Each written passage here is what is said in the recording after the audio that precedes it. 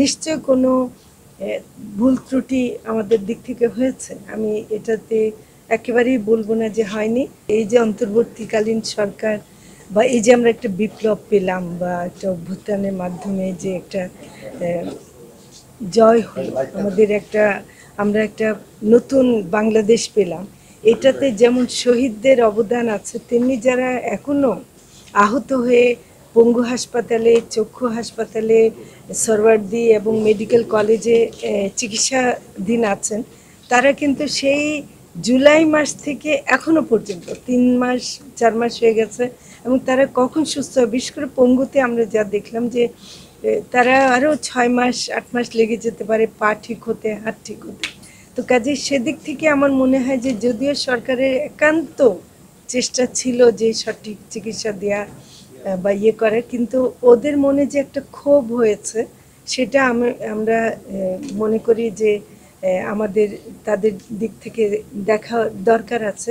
নিশ্চয় কোনো ভুল ত্রুটি আমাদের দিক থেকে হয়েছে। আমি এটাতে একেবারেই বলবো না যে হয়নি, কারণ হয়তোবা বেশি চারিদিকে দেখতে গিয়ে সেটা কোনোভাবে ভুল হয়ে যেতে পারে। তাদের মধ্যে যে ক্ষোভটা সৃষ্টি হয়েছে যে কারণে তারা রাস্তায় নেমে আসছে, হাত পা ওই অবস্থায় ব্যান্ডেজ অবস্থায় যে তারা রাস্তায় ছিল, এটা দেখে আমরা থাকতে পারিনি। এই জন্য আমরা কয়েকজন উপদেষ্টা রাত্রে সেখানে গিয়েছিলাম।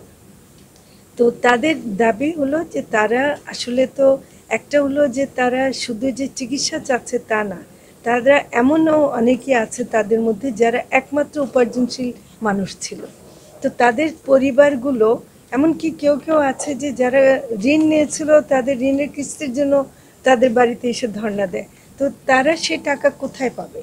তাদেরকে পুনর্বাসনের ব্যাপারটা তারা চাইছে এবং সেটা আমরা মনে করি যে খুবই যৌক্তিক একটা দাবি এবং এটার জন্য আজকে দুপুরে আমরা আশা করছি যে সবাই বসলে একটা সমাধানে অবশ্যই আসতে পারবো।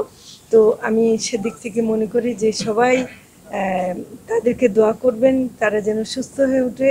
তাদের প্রতি আমাদের ঋণ অনেক বেশি, কাজে আমি এটা কোনোভাবেই কোনো গাফিলতি হোক এটা আমরা চাই না। তারা একটা কথা বলছে 1 লাখ টাকা অনেক কম, মানে ওদের যে ক্ষতি হয়েছে সেটা সেই হিসেবে অনেক কম, অনেকে পায়নি এটা বলছে। এটা আসলে ওই তালিকাগুলো করতে গিয়ে, সঠিক তালিকা করতে গিয়ে কিছুটা বিলম্ব হয়েছে, সেটা আমি বলছি যে এখানে অনেক হয়তো প্রশাসনিক বা আমলাতান্ত্রিক কিছু জটিলতা থাকতে পারে।